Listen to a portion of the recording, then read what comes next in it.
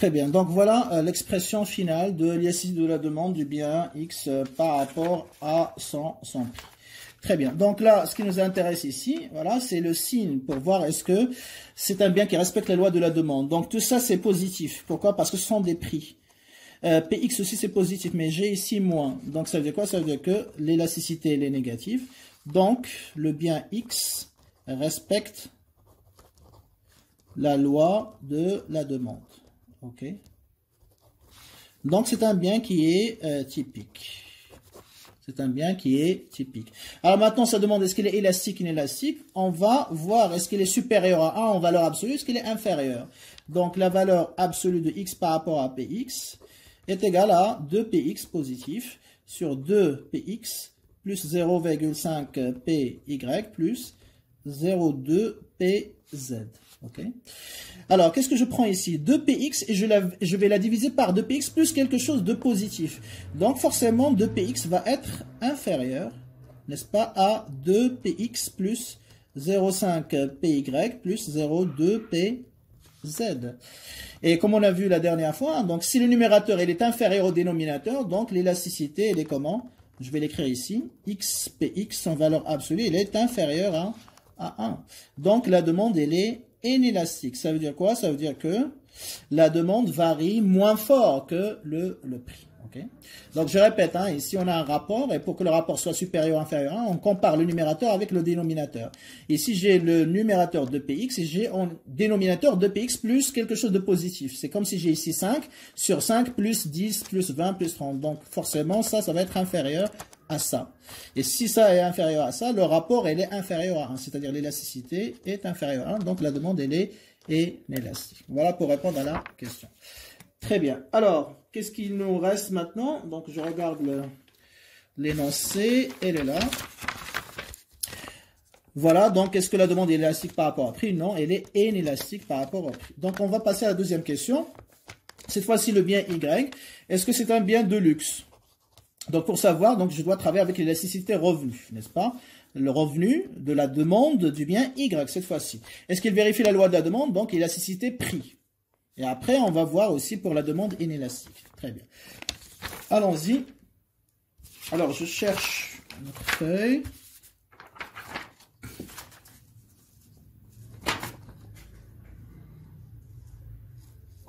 OK. Alors, il est là. C'est bon. Donc, deuxième question. On va, donc, est-ce que Y est un bien de luxe? C'est ça la question. Donc, autrement dit, est-ce que l'élasticité de Y par rapport au revenu, est-ce qu'elle est supérieure à 1? C'est ça ce qu'on vous demande. Okay. Très bien. Donc, je dois calculer Y par rapport à R, l'élasticité. Donc, c'est la dérivée de Y par rapport à R fois R sur Y. Alors, Y, je reprends déjà l'expression. Elle est où l'expression? Donc, c'est 69 fois Px à la puissance 1 demi, c'est ça. R à la puissance 1 demi, voilà. Et Py à la puissance moins 1. Donc, c'est une voilà, expression un peu bizarre, on n'a pas encore travaillé dessus. Mais c'est intéressant donc à bosser. Très bien. Donc, dérivée de Y par rapport à R est égale à la dérivée de cette expression. Donc, Px à la puissance 1 demi, R à la puissance 1 demi et Py à la puissance moins 1 prime par rapport à R. Très bien. Donc, ici, j'ai multiplication. Donc, tout ce qui ne contient pas R, c'est une constante. Donc, ça, c'est une constante. Ça, c'est une constante. Autrement dit, donc la dérivée de Y par rapport à R, je vais dériver juste R à la puissance 1 demi. Et le résultat que je vais trouver, je vais le multiplier par ce qui reste comme constante. Donc, à quoi est égal? Donc, c'est 1 demi. Je mets les chiffres avec les chiffres. Je respecte l'ordre. Fois 69, ça ne change pas. Px à la puissance 1 demi ne change pas. R va changer parce que ça va devenir 1 demi moins 1, donc moins 1 demi. Et Py ne changera pas, donc moins 1. Okay. Donc, ça nous fait 69 sur 2. Px à la puissance 1 demi. R à la puissance moins demi. Et Py à la puissance moins 1. Voilà la dérivée de Y par rapport à R. OK. Maintenant, je passe au deuxième terme, c'est-à-dire R sur Y, okay, est égal donc à R qui divise toute cette expression-là, c'est-à-dire 69, px à la puissance 1 demi, r à la puissance 1 demi, py à la puissance moins 1. Très bien. Donc je peux, pour faciliter le calcul de simplification, donc ça fait r, ou 1 sur 69, n'est-ce pas, fois r, 1 sur px à la puissance 1 demi, ça devient px à la puissance moins 1 demi. Toujours la règle, 1 sur x à la puissance 1, ça devient x à la puissance moins 1. Donc ici, plus, ça devient moins. R à la puissance 1 demi, plus, ça devient moins. Et 1 sur py à la puissance moins 1, ça devient py à la puissance 1. Ici, c'est moins 1, ça, c'est plus 1. Et j'obtiens donc le deuxième terme. Après, c'est facile de simplifier. Donc, y, bien sûr, par rapport à R. Donc, ça nous fait 69 sur 2 fois px à la puissance 1 demi, r à la puissance moins 1 demi, py à la puissance moins 1, je continue, multiplie 1 sur 69, r, px à la puissance moins 1 demi, r à la puissance moins 1 demi, et bien sûr, py à la fin. Voilà. Et après, je vais simplifier tout simplement. Donc, je vais commencer par les chiffres, chiffres avec les chiffres, les px avec les px, r avec, etc. Donc, 69 sur 2 fois 1 sur 69, on peut simplifier, bien sûr, par 69. Qu'est-ce qui reste? Donc, 1 sur 2, n'est-ce pas? Très bien. Ensuite, j'ai px à la puissance 1 demi fois px à la puissance moins 1 demi. Ça fait px à la puissance 0, donc 1. Donc, il reste 1. Je peux simplifier par ça. Après, j'ai py à la puissance moins 1 avec py à la puissance 1. Ça fait py à la puissance 0, donc c'est 1. Donc, je peux éliminer ces deux-là. Après, qu'est-ce que j'ai? J'ai r à la puissance moins 1 demi, r à la puissance moins 1 demi. Ça fait quoi? R moins 1. Mais fois r à la puissance 1, ça fait aussi 1. Donc, je peux éliminer r aussi. Donc, qu'est-ce qui reste en réalité? Ben, il reste juste 1 sur 2. Voilà. Donc, y par rapport à R est égal à 1 demi. Donc, 1 demi, bien sûr, c'est positif. Donc, Y, c'est un bien qui est normal. D'accord? Mais est-ce que c'est un bien de luxe? C'est ça la question. Non. Pourquoi? Donc, Y, pas un bien de luxe. Car son élasticité, elle est inférieure à 1, tout simplement. Elle est inférieure à 1. Donc, c'est un bien qui est nécessaire. C'est un bien qui est nécessaire. Très bien. Alors maintenant, pour voir est-ce qu'il respecte la loi de la demande, donc on va dériver cette fois-ci EY par rapport à PY. Ok? Très bien. Est-ce qu'il respecte la loi de la demande? Est-ce que sa demande est inélastique ou est-ce qu'elle est élastique? Donc, EY par rapport à PY, c'est la dérivée de Y par rapport à PY fois PY sur Y, bien sûr. Ok? Très bien. Donc, on va commencer par la dérivée. D'abord. Donc, on va dériver l'expression de Y qui est égale à 69. Px à la puissance 1 demi.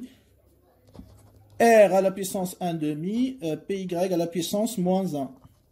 Prime. Par rapport à Py, bien sûr. OK? Alors, qu'est-ce que ça donne? Donc, PY, c'est cette variable qui m'intéresse. Donc, tout ça, c'est une constante. Donc, je vais dériver. C'est comme si je vais dériver PY moins 1 par rapport à PY. Donc, ça fait quoi? Moins. Voilà. Je vais continuer avec les chiffres. Moins 1, donc fois 69, ça fait moins 69. Px ne change pas, c'est une constante. R, 1 demi ne change pas, c'est une constante. Et PY, bien sûr, va changer. Ça va dire moins 1, ça fait moins 2. Voilà. Et après, le deuxième terme, Py sur Y, est égal à Py qui divise 69 sur Px à la puissance 1 demi, R 1 demi, Py à la puissance moins 1. Et je fais le même travail que précédemment, hein, donc ça fait Py qui multiplie en fait, hein, donc je vais commencer par les chiffres bien sûr, ça fait 1 sur 69, ok, si vous voulez, fois Px à la puissance 1 sur Px à la puissance 1 demi, c'est moins 1 demi. Je n'ai pas oublié Py, là, je vais le mettre avec Py à côté. Comme ça sera plus facile. 1 sur R à la puissance 1 demi, c'est R à la puissance moins 1 demi. Et là, on a Py, donc fois je vais continuer ici. PY, voilà, ça ne change pas. Et 1 sur PY à la puissance moins 1, c'est PY. OK? Et on va dériver, bien sûr, hein, donc cette expression. OK? Enfin, on va la simplifier, on vient de... Voilà, pour le deuxième terme. Donc, ça fait 1 sur 69, comme on a dit. Alors, ça ne change pas. Px à la puissance moins 1 demi. OK. R à la puissance moins 1 demi. Et Py au carré. OK. Py au carré. Très bien. Alors, avec ça... Donc, je reviens à l'expression de mon élasticité. Alors, Y par rapport à PY. Voilà, j'espère que c'est visible pour tout le monde. Donc, ça nous fait la dérivée. Donc, on a la dérivée, on a trouvé moins 69 fois Px à la puissance 1 demi, R à la puissance 1 demi, Py à la puissance moins 2, je continue, multiplication, par 1 sur 69, bien sûr, Px à la puissance moins 1 demi, ok, R à la puissance toujours moins 1 demi, et bien sûr Py au carré. J'espère que c'est visible, voilà, très bien. Et après, je fais le même travail de simplification, les chiffres avec les chiffres, Px avec Px, etc. Donc, ça fait moins 69 fois 1 sur 69, ça fait moins 1, n'est-ce pas? Px à la puissance 1 demi avec Px à la puissance moins 1 demi, je simplifie. R à la puissance 1 demi fois R à la puissance moins 1 demi, c'est 1, donc on simplifie. Et ça aussi, donc ça fait moins 1.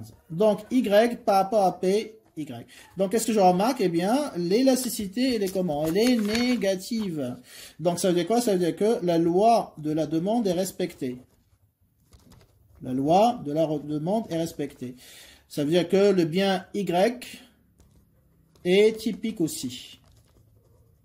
Sa demande varie dans le sens opposé que son prix. Si le prix augmente, la demande va baisser et ainsi de suite. D'accord? Très bien. Est-ce que la demande, elle est inélastique? Ben non, hein, parce que c'est une demande à élasticité unitaire. Donc la demande du bien Y est à élasticité unitaire. Ça veut dire quoi?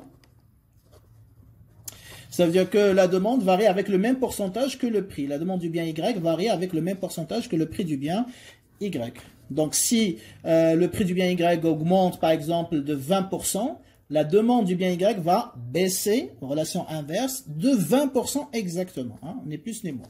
Donc, élasticité unitaire parce qu'on a la valeur absolue qui est égale à 1. Donc, élasticité de Y par rapport à PY est égale à 1. Donc, unitaire, ça veut dire égal à l'unité, tout simplement. Okay. Voilà donc la réponse à cette question. Okay. Concernant donc la sensibilité de la demande du bien Y par rapport à son prix. Très bien. Donc, je pense qu'on a... oui, il nous reste une petite, je crois, une petite question. D'accord? Qu'on va traiter dans cet exercice. Alors, la troisième, voilà, je vous la montre. C'est une question de cours, hein, de réflexion. Est-ce qu'un bien inférieur, est-ce que c'est un bien typique? Expliquez. Est-ce qu'un bien inférieur peut être un bien typique?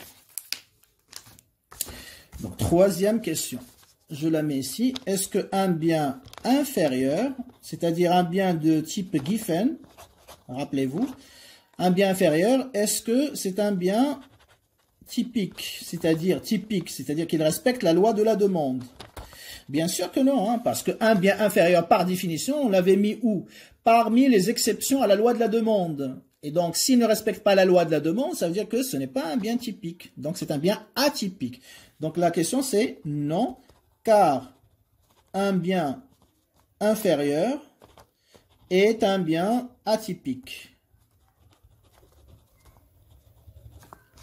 Ça veut dire quoi? Ça veut dire qu'il ne respecte pas la demande. Hein, donc, la loi de la demande ne respecte pas la loi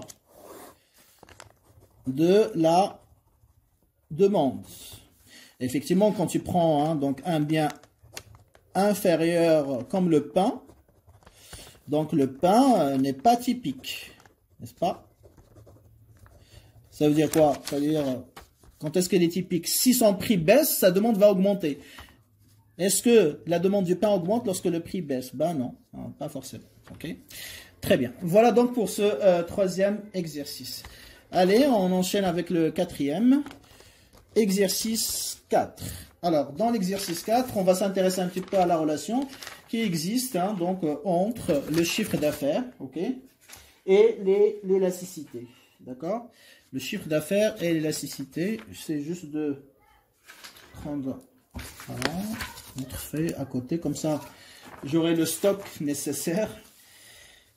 Très bien. Alors, j'espère que c'est visible. Ok. Alors, soit un chef d'entreprise qui vend des machines à laver, donc c'est le bien qui nous intéresse. Étant donné que les machines à laver sont des biens typiques, vous soulignez typiques, c'est-à-dire ils respectent la loi de la demande. Et la demande est très élastique, donc leur élasticité ici typique, donc elle est négative. Et la demande est très élastique, ça veut dire qu'elle est supérieure à 1. Que doit faire ce chef d'entreprise pour augmenter son chiffre d'affaires? Voilà. C'est une question de cours, ça, pour augmenter son chiffre d'affaires. Après, justifiez bien sûr votre réponse, il ne faut pas dire oui ou non. Sachant que l'élasticité prix direct des machines est égale à moins 4, donc l'élasticité des machines à laver par rapport à leur prix est égale à moins 4. Combien doit-il baisser son prix pour que la quantité vendue augmente de 80%? La quantité vendue ou la quantité demandée, bien sûr. Ok? Très bien. Alors, deuxième question, c'est une autre fonction de demande, on va revenir là-dessus. Allons-y. Alors, ici, la question c'est... Enfin, je vais reprendre les mots-clés. Donc, vous avez le bien X, par exemple. C'est les machines à laver. Machines à laver. Donc, E de X par rapport... Pardon, avant l'élasticité. Donc, je traduis d'abord. On vous dit que c'est un bien typique. Donc, X est typique. Ça veut dire quoi? Ça veut dire que la loi de la demande est respectée. Donc, l'élasticité prix direct de X par rapport à PX, elle est négative. La demande de X est très élastique. Ou élastique. Ça veut dire quoi? Ça veut dire que XPX en valeur absolue, elle est supérieure à 1. Donc, je traduis. Je continue. Que doit faire ce chiffre d'entreprise pour augmenter son chiffre d'affaires? Donc, pour augmenter son chiffre d'affaires, est-ce qu'il faut augmenter le prix, c'est-à-dire PX, ou au contraire, est-ce qu'il faut baisser le prix du bien X? C'est ça la question. Okay. Alors, en général, les gens qui ne sont pas familiarisés avec l'élasticité, ils vont dire, oui, augmente le prix, comme ça tu vendras plus cher, etc. Mais on oublie la réaction de la demande, la réaction des clients. Est-ce qu'ils vont continuer, on se pose la question, est-ce qu'ils vont continuer à acheter la même quantité? C'est pas garanti. Ça dépendra de leur élasticité. Donc, si l'élasticité est supérieure à 1, s'il est inférieur à 1, s'il est égal à 1, donc la réaction ne sera pas la même. Et donc, l'impact sur le chiffre d'affaires ne sera pas le même. Donc, on doit déterminer quoi? En fonction de la valeur de l'élasticité. Elle est comment? Elle est supérieure à 1. Ça veut dire quoi? La demande, elle est très élastique. Ça veut dire quoi? Ça veut dire que les clients sont très sensibles au prix. Il accorde une importance primordiale, fondamentale au prix. Donc, si tu augmentes juste le prix un petit peu, donc ils vont abandonner ton bien, ils vont acheter chez un autre fournisseur concurrent. Donc, tu vas perdre beaucoup de clients, beaucoup de parts de marché. Même si tu vas vendre plus cher pour ceux qui restent, eh bien, ton chiffre d'affaires, il va baisser, logiquement. Donc, la bonne décision, ce n'est pas augmenter le prix, mais c'est baisser le prix. Comme ça, tes clients fidèles, ils vont acheter plus et tu vas attirer d'autres clients, nouveaux clients qui vont trouver ton prix très intéressant, moins cher, et donc ils vont augmenter la demande du bien X et ça va augmenter le chiffre d'affaires. Donc la décision logique, rationnelle ici, c'est de baisser le prix pour augmenter le chiffre d'affaires. C'est ce qu'on va démontrer. Très bien. Alors, de manière générale, donc on va pas refaire le cours, donc on va juste s'intéresser à la bonne décision, c'est-à-dire baisser le prix. Très bien. Quand je baisse le prix du bien X, il y a deux effets, comme on a déjà dit dans le cours, c'est-à-dire qu'il y a un effet prix et un effet quantité. L'effet prix, c'est que le prix du bien X va baisser, d'accord? Et donc ça va faire baisser le chiffre d'affaires. Donc si on suppose que la quantité ne change pas, Donc, tu vas vendre la même quantité avec un prix moins cher. Donc, ton chiffre d'affaires va baisser à cause de la variation du prix du bien X, n'est-ce pas? Très bien. Donc, ça, c'est la baisse du chiffre d'affaires à cause de la baisse de prix. Je mets delta PX sur PX en parenthèse. Et il y a un deuxième effet quantité qui va permettre d'attirer de nouveaux clients. Pourquoi? Parce que le prix, il est moins cher. Donc, on va augmenter la quantité. La quantité, c'est X. C'est la quantité demandée ou vendue de X. Et donc, si je vends au même prix à plus de clients, le chiffre d'affaires va augmenter, forcément. À cause de quoi? À cause de delta X sur X. Bien sûr, l'augmentation de la quantité de X en pourcentage. D'accord? Donc, il y a deux effets qui sont contradictoires. Il y a une baisse du chiffre d'affaires parce que le prix est moins cher. Et il y a une augmentation du chiffre d'affaires parce qu'il y a plus de clients. Donc, quel est l'effet final? Ça va dépendre du rapport entre la baisse et l'augmentation. Qui est la plus dominante? Qui est la plus élevée? Qui est la plus forte?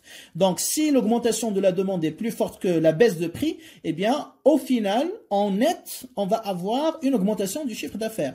Mais si au contraire, la baisse du chiffre d'affaires, elle est plus forte, il domine l'augmentation du chiffre d'affaires à cause de la quantité, donc l'effet, ou le résultat final, ce sera une baisse du chiffre d'affaires. Alors, pour déterminer ça, c'est l'élasticité.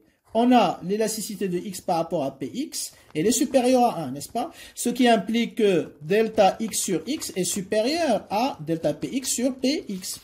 C'est la définition même. La variation de la demande est plus forte que la variation de prix. Donc, là, c'est-à-dire la variation du chiffre d'affaires qui est à cause de la variation de la demande, elle est là, vous voyez? Elle est comment? C'est une augmentation. Donc, l'augmentation du chiffre d'affaires à cause de delta X sur X va être aussi supérieure à la baisse, parce que la variation du prix provoque une baisse, du chiffre d'affaires qui est à cause du prix, la variation du prix. Donc, puisque l'augmentation est plus forte que la baisse, donc l'effet net, ça va créer une augmentation nette du chiffre d'affaires.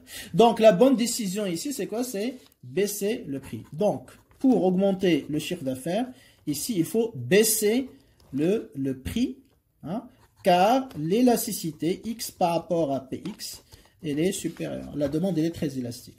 C'est logique parce que les clients sont très sensibles au prix. D'accord? Très bien. Alors, maintenant, deuxième partie donc, de cette question, c'est de combien, d'accord? De combien il faut faire baisser ce prix, donc si vous voulez, sachant que l'élasticité prix direct est égale à moins 4 pour que la quantité vendue, donc demandée, augmente de 80%. Donc je vais traduire ça. Alors, l'élasticité, donc X par rapport à Px est égale à moins 4.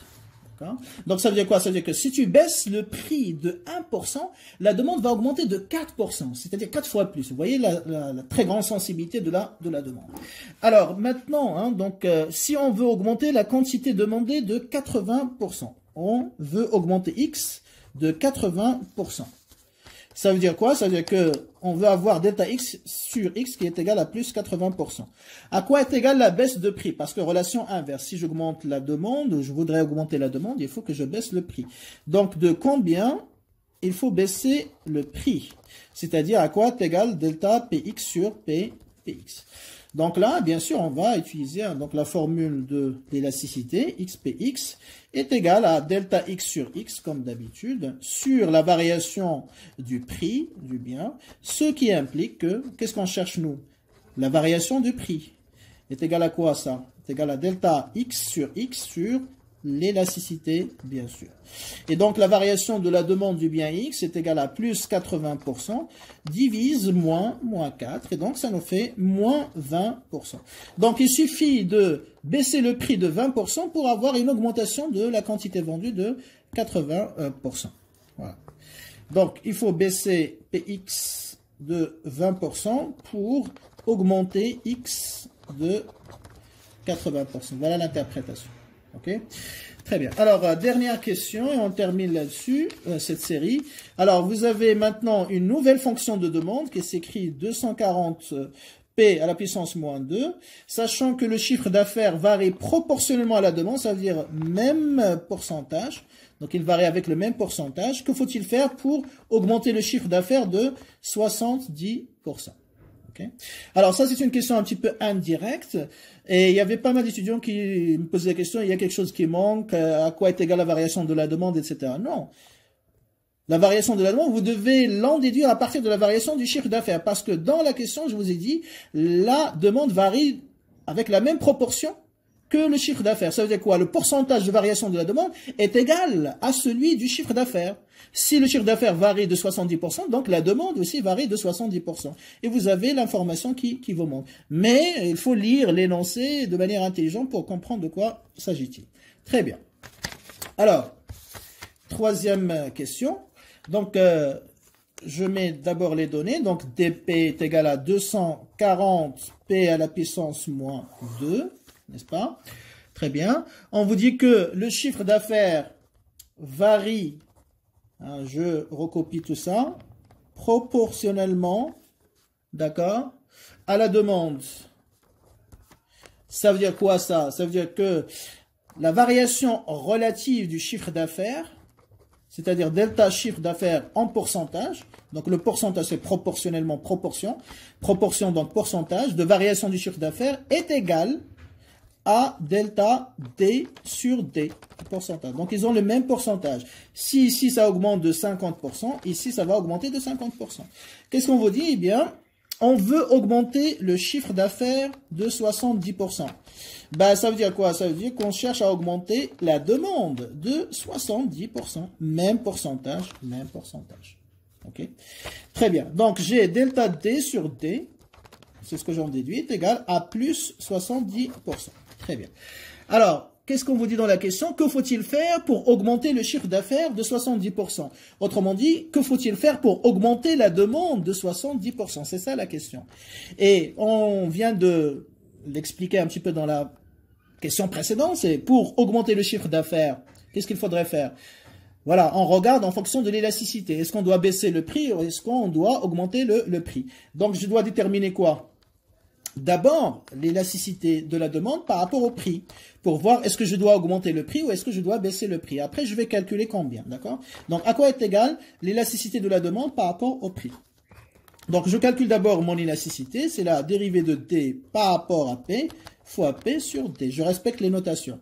Donc, la dérivée de D par rapport à P, c'est la dérivée de 240, n'est-ce pas? Fois P moins 2 prime par rapport à P, n'est-ce pas? Donc là, c'est facile, ça fait moins 2, ok, fois 240, P à la puissance moins 3. Je laisse comme ça parce que je vais simplifier. D'accord? Moins 2 fois 240, P à la puissance moins 3. Après, j'ai P sur D, ça fait P sur 240, P à la puissance moins 2, ça fait, je fais monter P2 ici, avec le signe positif, ça fait P au carré fois P, n'est-ce pas, sur 240. Ça fait P à la puissance 3, 240. Et je reviens à mon élasticité, D par rapport à P, est égal à moins 2 fois 240 fois P à la puissance moins 3 fois P à la puissance 3 sur 240. Et là, je peux simplifier, bien sûr, ici, pardon. Donc, je simplifie par 240, par P moins 3, P3, parce que ça fait 1, et il me reste moins 2. Donc, qu'est-ce que je remarque? L'élasticité dP en valeur absolue égale à 2, elle est supérieure à 1. Et si elle est supérieure à 1, pour augmenter le chiffre d'affaires, il faut baisser le prix. De combien? Donc, on cherche delta P sur P. Donc là, on va revenir justement à notre relation. Donc, on sait que delta P sur P, on l'a déjà fait, c'est delta D sur D sur la valeur de l'élasticité, D par rapport à P. Donc, on a déjà delta D sur D, c'est l'augmentation du chiffre d'affaires, hein, donc c'est plus 70%, même pourcentage pour la demande, donc je mets plus 70%, et je divise par moins 2 l'élasticité que je viens de trouver. Donc, ça fait moins 35%. Autrement dit, pour augmenter le chiffre d'affaires, d'accord, de 70%, il faut augmenter la demande de 70%, même pourcentage, et pour augmenter la demande de 70%, ben, il faut baisser le prix de 35% seulement. Parce que la demande, elle est très élastique, elle est égale l'élasticité est égale à moins 2, bien sûr. Voilà un petit peu hein, donc le raisonnement. Donc voilà, la conclusion qui s'impose toujours, c'est que la réponse se trouve toujours dans la question. Donc si vous lisez activement comme je le fais à travers ces vidéos, vous interprétez, vous transformez, vous reformulez, etc. Eh bien la question qui vous paraît un petit peu bizarre, difficile, ça va devenir bien sûr plus facile, plus accessible. Mais si vous ne faites pas ce travail, donc ça va vous compliquer la tâche le jour de l'examen. Donc essayez toujours de vous habituer à ce travail-là. C'est la démarche qui va vous permettre de bien valider la micro. Mais si vous utilisez d'autres méthodes, etc., le jour de l'examen, vous risquez d'avoir des problèmes. Donc essayez, d'accord, de vous entraîner le maximum possible. Ok? Bien, bon courage et bonne chance.